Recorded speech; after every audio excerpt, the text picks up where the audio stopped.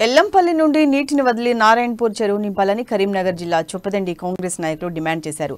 పంటలు ఎండిపోయి రైతులు దిక్కుతోచని పరిస్థితుల్లో ఉన్నారని, రైతు ప్రభుత్వం అని చెప్పుకునే కేసీఆర్ ప్రభుత్వం వారిని పట్టించుకోకుండా చోద్యం చూస్తున్నారని విమర్శించారు. నారాయణపూర్ చెరువును వారు పరిశీలించారు.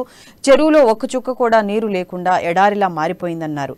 నారాయణపూర్, చర్లపల్లి, మంగపేట, ఇస్తారుపల్లి గ్రామాలను ముంపు గ్రామాలుగా ప్రకటించి నారాయణపూర్ చెరువు నింపి రైతులకు సాగునీరు అందించాలని డిమాండ్ చేశారు. భూములు కోల్పోయిన మంగపేట రైతులకు ఇళ్లు కోల్పోయిన వారికి 8 సంవత్సరాలు గడిచినా నష్టపరిహారం చెల్లించలేదని, బాధితులకు వెంటనే నష్టపరిహారం చెల్లించాలని, లేకపోతే కాంగ్రెస్ పార్టీ పక్షాన ఆందోళనలు తీవ్రతరం చేస్తామని హెచ్చరించారు.